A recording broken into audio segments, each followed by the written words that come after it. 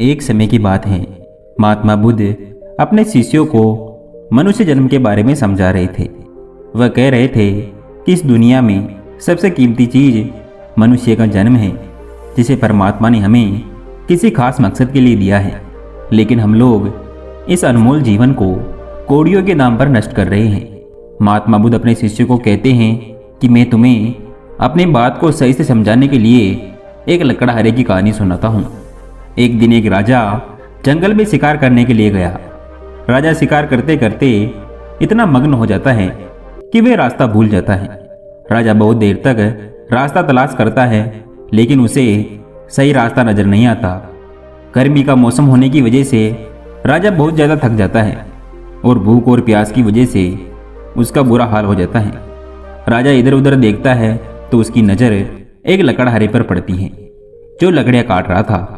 राजा लकड़हारे के पास जाता है और उसे कहता है कि मुझे बहुत भूख और प्यास लगी है, क्या तुम मुझे कुछ खाने के लिए दे सकते हो? लकड़हारा कहता है, हाँ मेरे पास खाने के लिए है, आप यहाँ बैठो या पास में एक नदी बहती है, मैं वहाँ से आपके लिए पीने के लिए पानी लाता हूँ। राजा नीचे बैठ जाता है और लकड़हारा अपनी पोटली में से 2 रोटियाँ और कुछ सब्जी निकालकर राजा को देता है और खुद पानी लेने चला जाता है। लकड़हारे ने पानी लाकर राजा को दे दिया। अब राजा की भूख प्यास और थकावट मिट चुकी थी। वह राजा शांत होकर बोला कि मैं यहाँ पास ही के राज्य का राजा हूँ। यह जंगल में शिकार खेलने के लिए आया था, लेकिन रास्ता भूल गया। क्या तुम मुझे सही रास्ता बता सकते हो? लकड़हारा राजा को सही रास्ता बता देता है। तो राजा उसको कहता है कि तुमने मेरी बुरी वक्त में मदद की। अगर कभी तुम्हें मेरी मदद की जरूरत पड़े तो मेरे पास चले आना। यह बात कहकर राजा वापस चला जाता है। कुछ वक्त ऐसे ही गुजर जाते हैं। धीरे धीरे जंगल के सभी पेड़ समाप्त हो जाते हैं, क्योंकि लकड़हारा जंगल में से पेड़ काटकर उनको जलाकर कोयला बनाकर बाजार में बेचता था। अब लकड़हारा बहुत परेशान रहने लगा।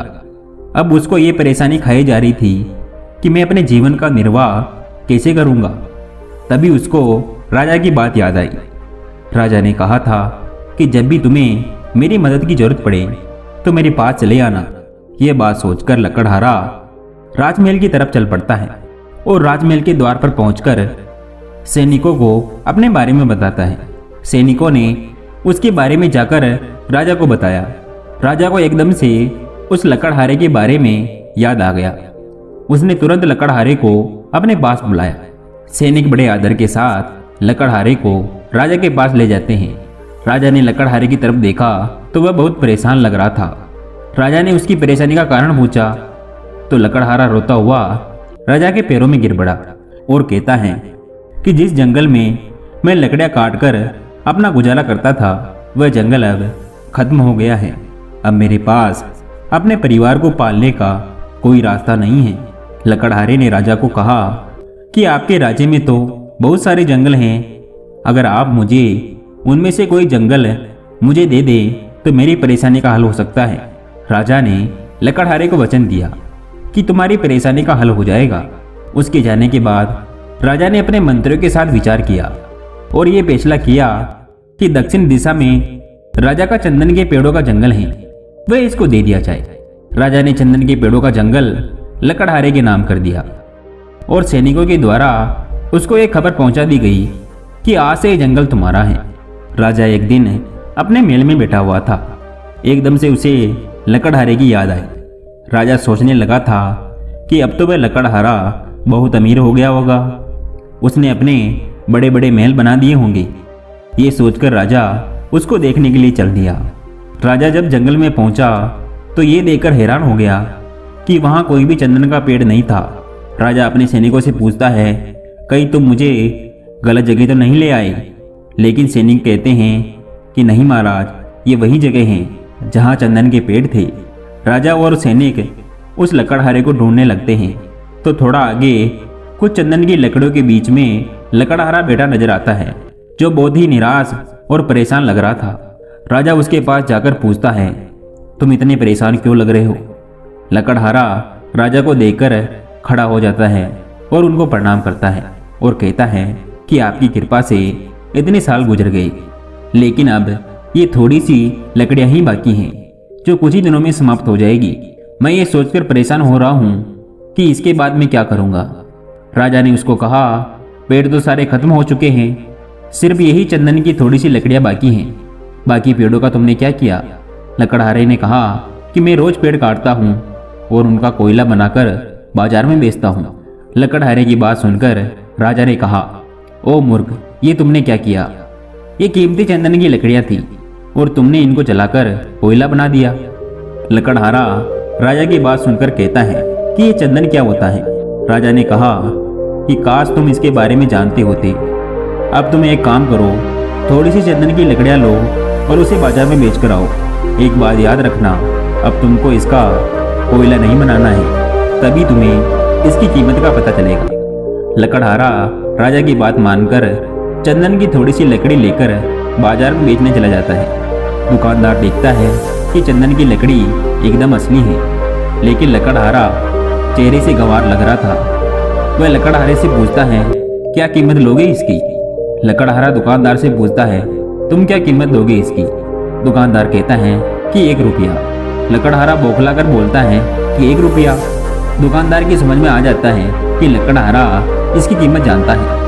वह बोला, अच्छा 2 रुपये ले लो। लकड़हारे ने फिर पूछा, 2 रुपये? अब दुकानदार घबरा जाता है और कहता है कि अच्छा 4 रुपये ले लो।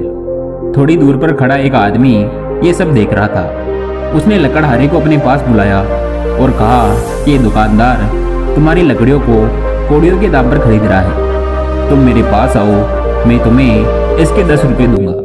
जब लकड़हारे ने उस आदमी की बात सुनी तो वह सिर पकड़कर जमीन पर बैठ गया और रोते हुए कहने लगा कि अब मुझे पता चला है कि मैंने अनमोल लकड़ियों का कोयला बनाकर सारा जंगल खाली कर दिया है। वह कितनी अनमोल थी, मैंने कितनी बड़ी गलती कर दी, अपने हाथों से ही अपनी किस्मत का सत्यानाश कर दिया। महात्मा बुद्ध ने अपने शिष्यों से कहा कि तुम्हें उस लकड़हारे पर दया आ रही होगी, लेकिन क्या कभी हमने सोचा है कि हम क्या कर रहे हैं? हम भी तो उसी लकड़हारे की तरह हैं। परमात्मा ने हमें ये चंदन जैसा मनुष्य जन्म दिया है, लेकिन हम अपनी वासनाओं, काम, क्रोध, लालच और मोह माया की अग्नि में जलकर इसको नष्ट कर रहे हैं, जो कि बहुत ही अनमोल है। हमने अपना मनुष्य जन्म अहंकार की अग्नि में जलाकर कोयला बना दिया है, लेकिन जो होना था वह हो चुका, अब तो वह बदला नहीं जा सकता। अब जो थोड़े से चंदन के पेड़ हैं, मतलब जो जिंदगी बची है, उसको सही दिशा में लेकर जाओ और परमात्मा की भक्ति में अपने बचे हुए जीवन को सफल करो। तो दोस्तों, ये मनुष्य जन्म हमें बहुत मुश्किल से मिलता है, लेकिन हम अपने जन्म को कौड़ियों के भाव में गवा देते हैं। लेकिन अब हमें अपने बचे हुए जीवन को सही रास्ता देना है और परमात्मा की भक्ति में लगाना है, ताकि हम उस परमात्मा को प्राप्त कर सकें और हमेशा के लिए जन्म मरण के चक्कर से छुटकारा पा सकें। तो आशा करता हूँ दोस्तों, ये कहानी आपको अच्छी लगी होगी। अगर आपको ये कहानी अच्छी लगी हो तो हमें कमेंट करके ज़रूर बताएं और ऐसी ही कहानियाँ सुनने के लिए इस चैनल को ज़रूर सब्सक्राइब करें।